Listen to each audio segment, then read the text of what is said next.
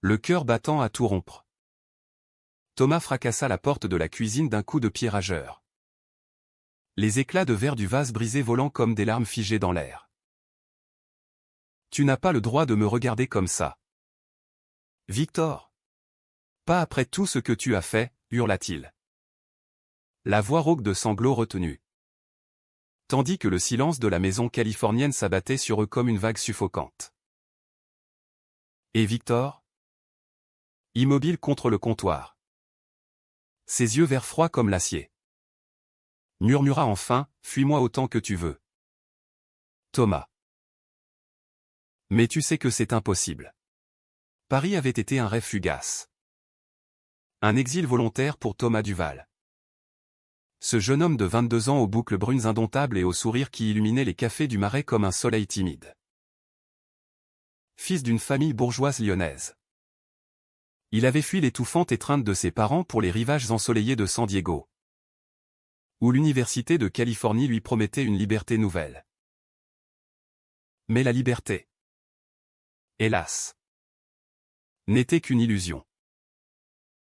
À peine avait-il posé ses valises dans ce bungalow modeste de la Jolla, loué à prix d'or par des prêts étudiants, que le destin, ce farceur cruel, avait frappé à sa porte sous la forme de Victor Langlois. Victor. Ce nom seul suffisait à faire frissonner Thomas. Non pas de peur, mais d'une exaspération mêlée à un désir qu'il refusait d'admettre. Beau-frère de Thomas par alliance récente, sa sœur aînée, Élise, avait épousé Victor l'été précédent lors d'une cérémonie fastueuse à Lyon. L'homme était l'incarnation même de la froideur américaine assimilée. Né à San Francisco d'un père français expatrié et d'une mère californienne, Victor avait gravi les échelons d'une firme d'avocats à Downtown San Diego avec une détermination glaciale. 35 ans. Des épaules larges moulées dans des costumes sur mesure. Une mâchoire carrée ombrée d'une barbe naissante. Et ses yeux verts, perçants, qui semblaient disséquer l'âme de quiconque osait les croiser. Élise l'adorait. Bien sûr, elle parlait de lui comme d'un roc. Un pilier inébranlable dans leur vie de couple naissante. Mais Thomas, lui, voyait autre chose, une muraille. Une forteresse imprenable derrière laquelle se cachait un feu qu'il devinait sans pouvoir l'atteindre. Les premiers mois à San Diego s'étaient écoulés dans une routine studieuse. Thomas, inscrit en littérature comparée, passait ses journées à disséquer Proust et Kerouac dans les amphithéâtres baignés de lumière océanique. Ses soirées à siroter des espressos trop forts dans des cafés branchés de Pacific Beach.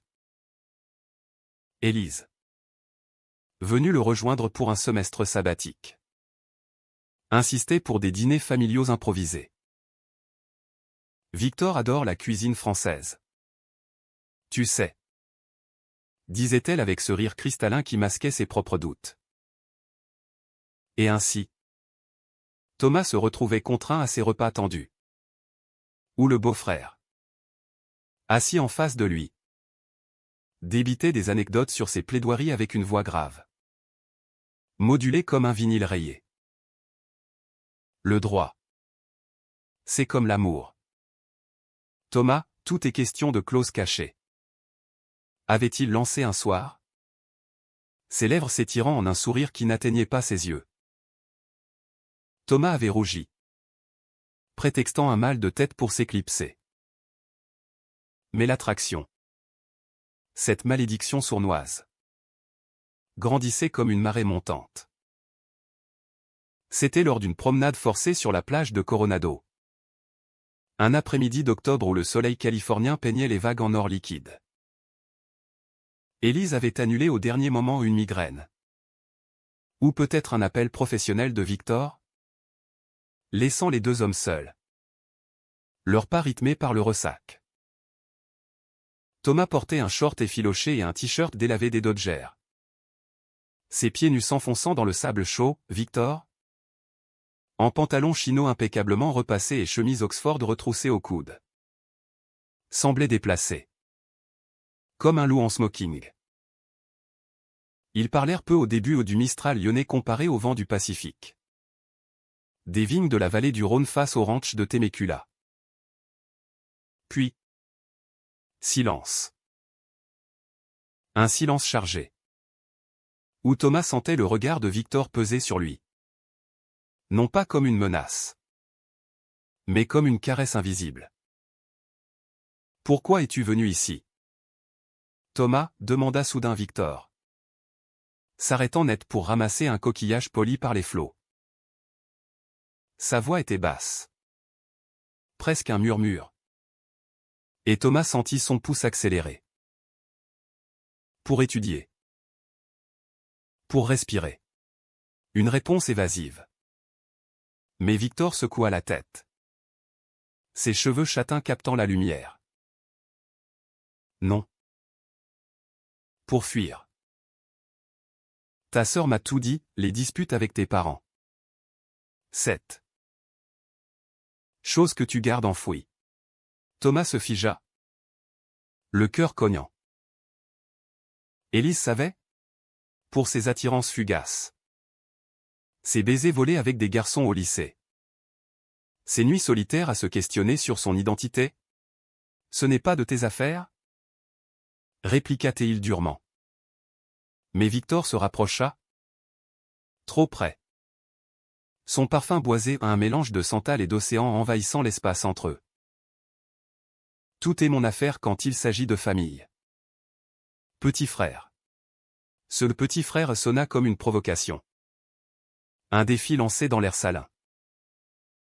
Thomas recula. Trébuchant presque sur une algue échouée. Je ne suis pas ton frère. Et arrête de me regarder comme si j'étais une affaire à plaider. Victor rit alors. Un rire rauque. Authentique. Qui fissura un instant sa carapace. Peut-être que tu le es. Une affaire compliquée. Avec des enjeux que ni toi ni moi ne sommes prêts à affronter. Ils rentrèrent en silence. Mais ce soir-là, Thomas ne dormit pas. Allongé sur son lit étroit. Les fenêtres ouvertes sur le bruit distant des vagues. Il revivait ce moment, la proximité de Victor. La chaleur de son bras frôlant le sien par accident.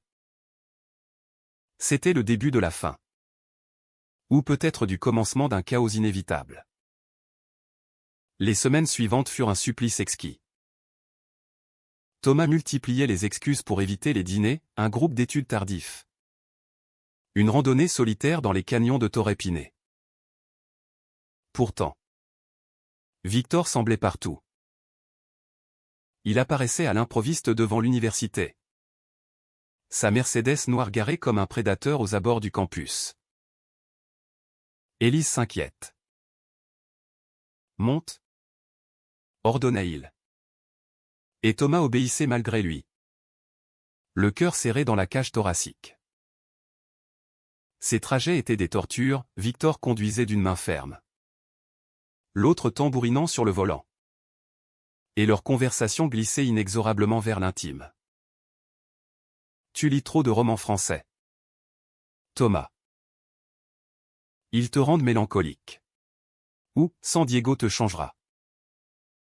Ici, on affronte les sentiments.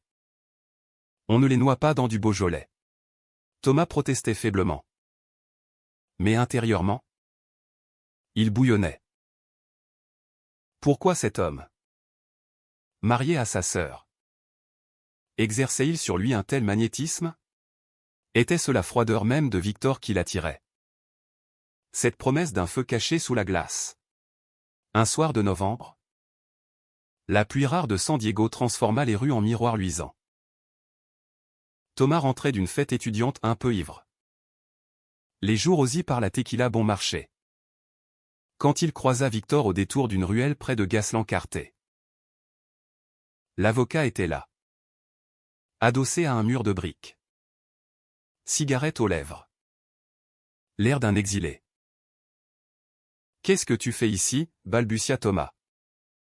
Le monde chavirant légèrement. Victor l'écrasa du regard. Jetant son mégot d'un geste précis. Je te cherchais. Élise a appelé, tu n'as pas répondu. Une excuse. Bien sûr. Thomas sentit la colère monter. Mêlée à un désir traître. Toujours à me surveiller. Comme si j'étais ton client. Ton dossier secret. Victor s'avança, plaquant presque Thomas contre le mur froid. Et si tu l'étais? Et si je voulais te défendre contre toi-même? Leurs souffles se mêlèrent. Chaud dans la nuit humide. Et pendant un instant suspendu, Thomas crut que Victor allait l'embrasser. Au lieu de cela, il recula. Le visage impassible. Rentre chez toi. Thomas. Avant que l'un de nous ne commette l'irréparable. Cette nuit-là, Thomas pleura pour la première fois depuis son arrivée en Amérique. Non pas de tristesse, mais de frustration. De ce tiraillement entre devoir familial et appel charnel. Victor était marié. Intouchable. Un mirage californien drapé dans l'élégance française héritée de son père. Pourtant, plus Thomas tentait de l'éviter en changeant ses horaires de jogging, bloquant son numéro, plus le beau-frère s'insinuait dans ses rêves, dans ses veilles solitaires. San Diego, avec ses palmiers ondulants et ses couchers de soleil incendiaires, devenait le décor d'une tragédie intime, où l'amour interdit se muait en obsession. L'hiver californien, doux et trompeur, enveloppait San Diego d'une brume légère qui estompait les contours des falaises de Point Loma. Thomas s'y réfugiait souvent, escaladant les sentiers escarpés pour fuir les murs trop étroits de sa vie. Ses cours à l'université ou des séminaires sur l'existentialisme sartrien appliqué à la Beat génération lui offraient une échappatoire intellectuelle. Mais même là, Victor hantait ses pensées. Lors d'une dissertation sur l'étranger de Camus, il s'était surpris à comparer Meursault à son beau-frère, cet homme absurde, détaché du monde, qui pourtant déclenchait en lui une absurdité plus grande encore. Un amour naissant et vénéneux. Élise remarqua le changement la première. Sa sœur, avec ses cheveux châtains cascadant en boucles parfaites et son accent lyonnais chantant, était revenue à plein temps à son poste de galeriste à la Jolakov. Tu es distant. Thomas. Est-ce San Diego qui te pèse? Ou autre chose, demanda-t-elle un midi, autour d'une salade niçoise improvisée dans leur cuisine commune. Thomas, feignant l'intérêt pour son téléphone, marmonna, juste les examens. Et Victor. Il est si intense. Élise rit. Mais son rire sonna faux. Comme un ver fêlé. Intense? C'est son métier qui veut ça. Mais il t'aime bien. Tu sais. Il parle de toi comme d'un petit frère prodigue. Thomas ravala un goût amer. Amour fraternel? Si seulement c'était cela. Les occasions de croiser Victor se multiplièrent. Comme si l'univers conspirait. Une soirée d'anniversaire pour Élise. Organisée dans un loft branché de Little Italy, Victor, en costume sombre, dansait avec sa femme d'un pas mesuré. Mais ses yeux ne quittaient pas Thomas. Isolé près du bar avec un gin fizz amer. Plus tard, quand Élise s'éclipsa pour saluer des amis, Victor s'approcha, son verre de bourbon à la main. Tu bois trop pour ton âge, observa-t-il. Mais sa main effleura l'épaule de Thomas. Un geste fugace qui envoya des décharges électriques le long de son échine. Et toi? Tu surveilles trop, riposta Thomas, le cœur en tumulte. Victor se pencha, Son souffle chaud contre son oreille, seulement ceux qui valent la peine. Le temps s'arrêta, Thomas sentit l'odeur de son aftershave. Ce musc entêtant. Et pour la première fois, il osa un regard direct dans ses yeux verts. Il y lut non la froideur habituelle, mais une tempête contenue. Un appel muet. Puis Élise revint. Et le sortilège se brisa. Cette proximité naissante engendra les premières fissures. Thomas commença à mentir, des nuits passées non en bibliothèque, mais dans des bars gays discrets de Hillcrest, où il cherchait en vain un remède à son obsession. Des garçons au sourire facile. Des baisers anonymes sous les néons roses. Mais aucun ne ressemblait à Victor. « Tu cherches quoi ?» Au juste, lui demanda un soir Lucas. Un étudiant en art aux tatouages floraux. Après une étreinte maladroite dans une alcôve sombre. Thomas, les yeux perdus dans le vide, murmura quelque chose d'impossible. Lucas secoua la tête. L'amour impossible. C'est une drogue. Ça te bouffera vivant. De son côté, Victor semblait lutter lui aussi. Élise confia à Thomas. Lors d'une confidence alcoolisée après un vernissage, il est distant ces temps-ci. Comme s'il portait un secret trop lourd. Thomas sentit la jalousie le ronger. Imaginant Victor dans les bras de sa sœur. Ces caresses légitimes qu'il lui refusait. Pourtant, un après-midi pluvieux. Alors que Thomas révisait dans un café de North Park. Victor surgit, trempé jusqu'aux os. Son parapluie oublié dans la voiture. J'ai besoin de parler. De toi. Ils s'installèrent dans un coin isolé. Face à face sur des banquettes en cuir usé. Victor, pour la première fois, se confia, son enfance bercée par les récits de son père sur Paris. Sa venue à San Diego pour devenir quelqu'un. Son mariage avec Élise comme un ancrage salvateur après une rupture dévastatrice.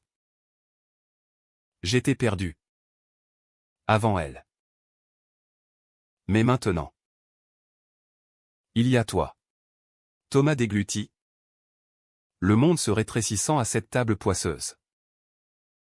Moi? Qu'est-ce que je suis pour toi? Victor? Un jeu?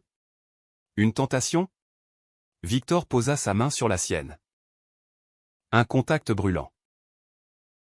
Une vérité que je n'ose pas nommer. Ce fut leur premier secret partagé. À partir de là, les messages commencèrent, anodins d'abord repense à ton jogging matinal. Puis plus intime. Ton rire me hante. Thomas répondait. Le ventre noué. Effaçant frénétiquement les traces après chaque échange. Il se voyait en cachette, une balade nocturne le long du boardwalk de Mission Beach, où Victor avoua son attraction réciproque. Forgé lors de ce mariage à Lyon où il avait surpris Thomas en train de danser avec un cousin. Libre et radieux. J'ai su alors que tu étais différent. Que tu me rendais différent. Thomas. Le cœur gonflé. Osa enfin poser ses lèvres sur celles de Victor. Un baiser salé par les embruns. Bref mais électrisant. C'est de la folie. Chuchota Théil. Victor le serra contre lui. La plus belle des folies. Mais le silence? Ce complice traître. Se fissura bientôt. Élise. Intuitive comme une héroïne de Maupassant. Remarqua les regards volés lors d'un barbecue familial à Balboa Park. Qu'est-ce qui se passe entre vous deux? Demanda-t-elle à Thomas en privé. Ses yeux brillants de larmes contenues. Il n'y a. Bien sûr. Mais la graine du doute était plantée. Victor, de son côté, multipliait les heures au bureau, prétextant des affaires pour éviter les confrontations. Thomas. Déchiré. Consulta un thérapeute universitaire. Un vieil expatrié français nommé Marcel. Qui l'avertit, l'amour interdit est un feu de paille. Mon garçon. Il consume avant d'illuminer. Pourtant. Thomas persistait. Attiré par la promesse d'un Victor vulnérable. Loin de sa carapace d'avocat. Le climax de cette phase survint lors d'une tempête hivernale. Rare et violente. Qui fouetta San Diego de vent hurlant. Thomas. Isolé dans son bungalow. Reçut un appel paniqué de Victor, viens. Élise est partie pour Lyon. Et je. J'ai besoin de toi. Thomas obéit. Roulant à travers la pluie battante jusqu'à la villa moderniste de Victor à Coronado. Avec ses baies vitrées dominant la baie. Victor l'accueillit en peignoir. Les cheveux en désordre. Et sans un mot, ils s'embrassèrent avec une urgence désespérée. Leurs corps s'entrelacèrent sur le tapis perçant du salon. Explorant des territoires interdits dans la lueur des éclairs. Je t'aime, murmura Victor contre sa peau. Et Thomas, pour la première fois, se sentit entier. Mais au matin, la culpabilité revint comme une marée noire. Le printemps californien éclata en une explosion de jacaranda violet le long d'Orange Avenue. Mais pour Thomas, ces fleurs n'étaient que des confettis sur une scène de drame shakespearien. Leur liaison. Ce secret fiévreux tissé dans les ombres de San Diego avait transformé Victor. L'avocat froid d'antan cédait à des élans inattendus, un bouquet de roses sauvages déposé anonymement sur le paillasson de Thomas. Une note glissée dans son sac de cour au ton corps et malois. Des nuits volées dans des motels anonymes de Chula Vista. Où il s'aimait avec la passion d'artiste maudit. Thomas. Ébloui. Se laissait emporter. Oubliant les murmures de sa conscience. C'est nous contre le monde. Chuchotait-il à Victor. Enlacé sous des draps froissés imprégnés d'océan. Pourtant. La trahison guettait. Tapis dans les recoins de la confiance. Élise revint de Lyon revigorée. Porteuse de nouvelles, une grossesse surprise. Fruit d'une nuit passionnée avant son départ. Victor est aux anges. Et toi? Thomas. Tu seras un oncle formidable. Le choc fut un coup de poignard. Thomas. Feignant la joie lors du dîner de célébration au Georges at the Cove, vue imprenable sur l'océan. Chandelle vacillante. Sentit son univers s'effondrer. Victor. Assis à côté d'Élise. Sa main protectrice sur son ventre naissant. Évitait son regard. Plus tard. Seul dans les toilettes en marbre. Thomas vomit son dîner. La bile amère de la jalousie le submergeant. Comment Victor pouvait-il feindre ainsi? Était-ce un mensonge d'avocat? Une clause cachée dans leur propre contrat d'amour? Les messages cessèrent du jour au lendemain. Victor invoqua le travail. Les nausées d'Élise. Mais Thomas voyait clair, la peur. La paternité imminente avait ravivé la réalité. Cette chaîne dorée du mariage. Thomas. Fou de rage. Le confronta lors d'une pause déjeuner forcée à un food truck de tacos près du tribunal. Tu me jettes comme un vieux dossier? Après tout ça? Victor? Lunettes de soleil masquant ses yeux tourmentés. Murmura, c'est pour le mieux. Pour elle. Pour l'enfant. Thomas le gifla, un geste impulsif, retentissant dans l'air chargé d'épices mexicaines. Et moi? Je ne suis rien. Victor attrapa son poignet. Le serrant fort. Tu es tout. C'est pourquoi je dois arrêter. Ils se quittèrent ainsi. Thomas courant vers l'océan. Les larmes se mêlant au sel des vagues à Ocean Beach. La trahison s'épanouit en un poison lent. Thomas sombra, ses notes chutèrent. Ses amis Lucas et une bande d'artistes bohèmes le pressaient de lâcher prise. Mais il ne pouvait. Il espionnait Victor sur les réseaux. Dévorant des photos de famille idéalisées, Victor, Élise rayonnante. Une échographie en noir et blanc. Pire. Il apprit par un collègue d'Élise que Victor avait annulé un voyage professionnel à Paris et le rêve partagé d'un week-end incognito le long de la Seine pour un rendez-vous obstétrique. Il est si dévoué. Soupira Élise lors d'un appel. Thomas raccrocha. Brisé. Et se réfugia dans les bras de Lucas. Cherchant un pansement éphémère. Mais même là. C'était Victor qui l'imaginait. Victor dont le fantôme hantait chaque caresse. Le point de non-retour survint en mai. Lors d'une fête universitaire à Blacks Beach, où les falaises nues offraient un décor païen. Thomas, ivre de bière artisanale et de désespoir, croisa par hasard un ami de Victor, un avocat junior nommé Raoul, qui lâcha dans un éclat de rire, « Ton beau-frère est un tombeur. »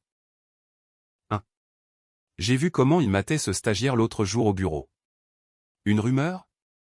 Ou vérité? Thomas, le sang bouillant, appela Victor ce soir-là. Voicemail après voicemail, si tu me trahis avec un autre. Dis-le. Au moins. Sois honnête. Victor ne répondit pas. Mais le lendemain, il surgit au bungalow de Thomas. Le visage hagard. C'est faux. Il n'y a eu que toi. Ils firent l'amour une dernière fois. Avec une violence désespérée. Des ongles griffant la peau. Des mots d'amour hurlés dans la nuit. Pourquoi? Victor? Pourquoi me quitter? Victor? En sueur. Confessa, parce que je t'aime trop. Et que ça nous détruirait tous. Mais la trahison ultime vint d'Élise. Elle avait trouvé les messages au passe de Thomas. Mais un ancien échange. Vestige d'une liaison passée de Victor. Un scandale enterré de son célibat. Il m'a trompé avant notre mariage. Avoua-t-elle à Thomas lors d'une confrontation larmoyante à la galerie. Entourée de toiles abstraites tourbillonnantes. Avec un homme. Un collègue. Thomas. Pétrifié. Compris, Victor était bisexuel. Un secret qu'il avait eu. Par honte ou par peur. Et toi? Tu le savais? Élise secoua la tête. Blessé. Non. Mais maintenant. Je doute de tout. Thomas. Déchiré entre loyauté fraternelle et amour possessif. Promit le silence. Mais intérieurement, la rage enfla. Victor l'avait manipulé. Ou pire, protéger Élise au détriment de leur vérité partagée. Le conflit explosa lors d'un dîner tendu à la villa. Élise, pâle sous son maquillage impeccable, annonça sa décision, « Je pars pour Lyon avec l'enfant. » Victor, tu restes ici. Victor blêmit. Suppliant en français, bah s'il te plaît. Élise. Écoute-moi. Mais elle se tourna vers Thomas, toi. Tu savais? Cette distance entre vous. C'était ça? Thomas. Acculé. Explosa, oui. C'était moi. Victor et moi. Nous nous aimons. Le silence qui suivit fut assourdissant. Plus violent qu'un raz-de-marée. Élise s'effondra en sanglots. Victor le fixa avec horreur et gratitude mêlée. Thomas. Non, murmura-t-il. Mais il était trop tard. La trahison. Cette fois était la sienne, il avait brisé la famille pour sauver son âme. L'été californien s'abattit sur San Diego comme un amant impétueux. Ses chaleurs suffocantes amplifiant les tourments intérieurs de Thomas. La révélation avait fracassé la fragile harmonie familiale, Élise.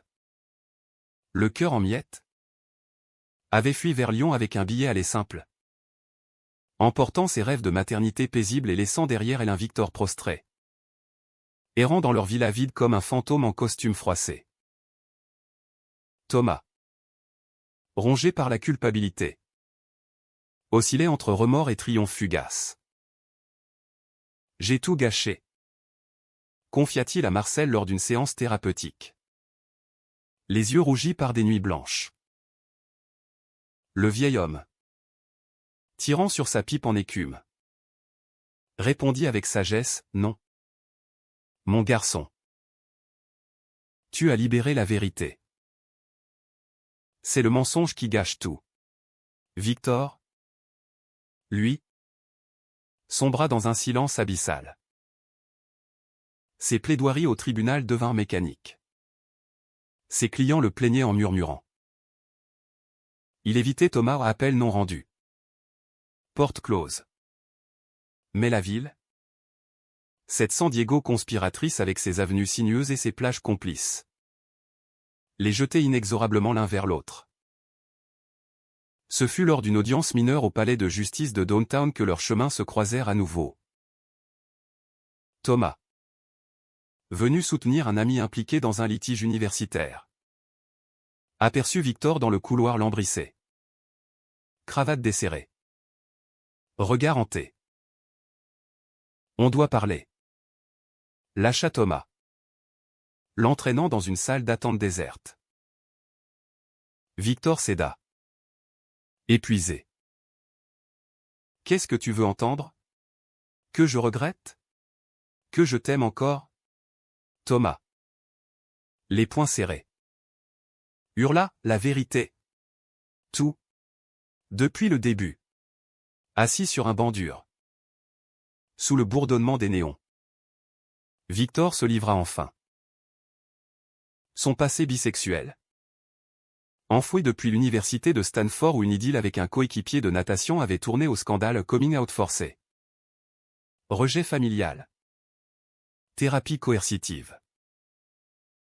J'ai juré de ne plus jamais. Élise était ma rédemption. Une vie normale au point. Puis Thomas était arrivé. Ce petit frère aux yeux expressifs. Ravivant des braises éteintes. Tu m'as rendu vivant. Thomas. Mais à quel prix? Les aveux coulèrent comme un vin capiteux, leur première attirance lors du mariage. Les nuits solitaires où Victor fantasmait sur lui. La jalousie irrationnelle quand Thomas sortait avec Lucas. Thomas écouta. Le cœur serré. Touchant enfin la vulnérabilité de cet homme qu'il avait idéalisé. Et l'enfant, murmura-t-il. Victor baissa les yeux. Élise veut le garder. À Lyon. Sans moi. Ce fut le début d'une danse macabre, des rendez-vous clandestins dans des parcs ombragés de Balboa. Où ils se confiaient leurs peurs sous les frondaisons des eucalyptus. Victor avoua sa trahison passée au nom avec le stagiaire. Mais une rechute brève. Un soir d'ivresse après une dispute avec Élise. Avec un barman anonyme agaçant. Pour me punir. Pour oublier toi. Thomas. Blessé mais compréhensif. L'embrassa avec tendresse. On recommence à zéro. Sans secret. Ils firent l'amour dans la voiture de Victor, garée sur un belvédère surplombant la baie. Le Pacifique scintillant comme un miroir complice. Ces moments étaient des oasis dans le désert de leur culpabilité. Mais le tourbillon des aveux ne s'apaisait pas. Élise. Depuis Lyon. Bombardé Thomas de messages accusateurs, comment as-tu pu? Notre sang. Trahie par un baiser. Elle refusait de parler à Victor, déléguant les papiers du divorce par avocats interposés. Thomas jouait les médiateurs, appelant sa sœur aux petites heures. La voix brisée, il t'aime encore. Élise. À sa façon tordue. Mais elle ripostait, pas comme moi. Pas comme un homme devrait.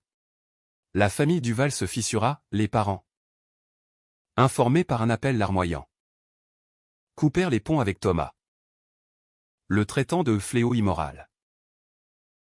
Reviens à Lyon. Ou reste avec ton perversion américaine. Tonna son père. Thomas, isolé, se raccrocha à Victor. Mais les ombres s'allongeaient. Le vrai tourbillon éclata lors d'une visite surprise d'Élise. Revenue incognito pour signer les documents. Elle débarqua à la villa, ventre arrondi sous une robe ample, et trouva Thomas et Victor enlacés sur le canapé. Un film français muet à l'écran, Les Amants du Pont-Neuf. Ironie cruelle. Vous. Ici? Dans notre lit conjugal, hurla-t-elle, le visage déformé par la fureur. Victor se leva. Suppliant, écoute-moi. C'est fini entre nous depuis longtemps. Mais Élise, hystérique, révéla son propre secret, fini. Et cette nuit à Lyon, avant mon départ, c'était pour te reconquérir. Pour notre famille. Thomas. Sidéré. Compris, l'enfant n'était pas un accident heureux, mais un désespoir calculé. La trahison se retournait contre elle-même, Victor. Blême. Murmura, tu m'as piégé.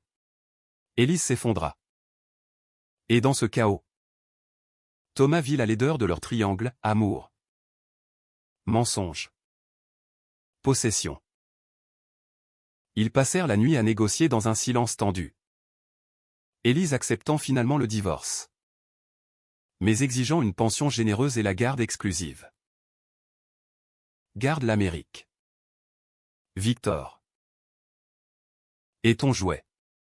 Thomas. Blessé par l'épithète. Défendit leur lien, ce n'est pas un jeu. C'est ma vie. Au lever du soleil.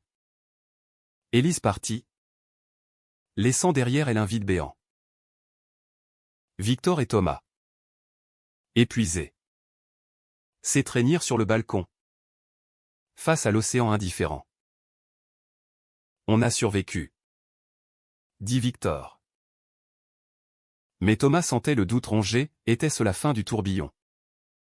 Ou son œil calme avant la tempête ultime? L'automne ramena ses vents doux sur San Diego, balayant les feuilles mortes des palmiers comme des regrets épars. Le divorce d'Élise et Victor fut prononcé dans une salle d'audience climatisée. Un rituel froid où l'avocat se défendit lui-même avec une éloquence dépouillée. Thomas assista. Anonyme au fond de la salle, le cœur gonflé d'un mélange d'espoir et de terreur.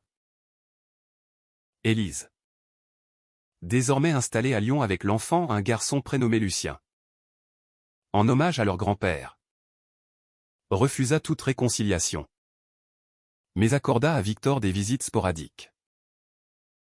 Pour le petit. Pas pour toi, précisa-t-elle dans un email laconique. La famille Duval se referma comme une huître, excluant Thomas. Mais il avait choisi San Diego. Victor. Cette vie reconstruite sur des ruines. Leur amour, jadis fiévreux et clandestin, se mua en quelque chose de plus profond, humanisé par les épreuves. Victor quitta son cabinet pour un poste de consultant freelance, libérant des après-midi pour des promenades main dans la main le long de Sunset Cliff, où il parlait de tout, de Proust et de ses madeleines. Symbole de mémoire amère, de l'avenir. Un appartement partagé à Bird Rock, avec vue sur l'océan. Thomas acheva son semestre avec mention. Sa thèse sur l'amour interdit chez Gide et Baldwin devenant un plaidoyer personnel. « Tu m'as sauvé », confia-t-il à Victor lors d'une soirée au The Prado. Restaurant niché dans Balboa Park. Sous les étoiles californiennes. Victor, plus doux désormais. Les traits adoucis par l'acceptation. Répondit, non. Nous nous sommes sauvés mutuellement. Pourtant, la rédemption n'était pas linéaire. Les nuits de doute persistaient, Victor, hanté par la perte de Lucien, sombrait parfois dans des silences maussades, fumant sur le balcon tandis que Thomas le serrait contre lui. Je suis un père absent. Un monstre. Thomas, patient, le ramenait à la surface, tu es un homme qui a osé aimer. C'est plus que la plupart. Ils consultèrent Marcel ensemble, transformant la thérapie en rituel hebdomadaire. Où Victor osa enfin son coming out public, un post discret sur LinkedIn. Suivi d'un dîner avec Raoul, qui leva son verre, à la vérité. Enfin. San Diego. Tolérante et arc-en-ciel. Les accueillis, des amis de Hillcrest les invitèrent à des Pride After Party, où Thomas dansait librement. Victor à ses côtés. Guéri de sa froideur. Le climax émotionnel survint lors d'une visite à Lyon. Un Noël enneigé que Thomas organisa comme un pont fragile. Élise, vieillie par la maternité solitaire, les reçut dans son appartement haussmannien surplombant la Saône. Lucien, un bambin aux yeux verts hérité de Victor, trottina vers son père avec une curiosité innocente. « Papa » murmura-t-il. Et Victor s'effondra en larmes, serrant l'enfant contre lui. Élise, les lèvres pincées, observa, pour lui. Je tolère. Pas pour vous. Thomas. En retrait. Sentit les années de conflit se dissoudre dans ce moment humaniste, la famille. Imparfaite se raccommoder non par pardon total, mais par amour partagé pour l'innocent. Ils parlèrent tard dans la nuit, Élise avouant ses propres doutes sur le mariage, sa peur viscérale de la solitude. Et au matin, un armistice tacite, visite régulière, un Noël annuel partagé. De retour à San Diego, leur lien s'approfondit en une romance mature, tissée de gestes quotidiens, café partagé au sunrise sur la Jolla Cove, randonnée dans les lagunes de Los Penasquitos où Victor lisait à voix haute des poèmes de Verlaine. Thomas, diplômé, décrocha un poste de rédacteur dans une maison d'édition locale, publiant un recueil de nouvelles inspirées de leur saga « Amour interdite sous le soleil californien ». Anonyme mais cathartique. Victor, fier, l'emmena célébrer à Del Mar, sur la plage au clair de lune, où il mit un genou à terre, « Épouse-moi. » Thomas. Pas pour réparer, mais pour créer. Thomas, les larmes aux yeux, accepta, scellant leur union d'un baiser salin. La fin, humaniste et ouverte, les trouva un an plus tard sur cette même plage de la Jolla, le crépuscule peignant l'horizon en violet profond.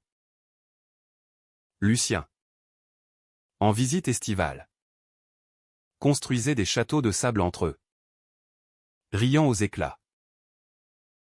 Élise, réconciliée à distance, envoyait des photos, il demande après tonton Thomas au point. Victor serra la main de son amant, plus j'essaie d'éviter le bonheur, plus il me rattrape. Thomas sourit, le cœur apaisé, dans cette Amérique adoptive. Sous un ciel français en exil, ils avaient transformé la trahison en rédemption, l'amour interdit en legs éternel. Et l'océan, témoin indifférent, murmura son assentiment aux vagues.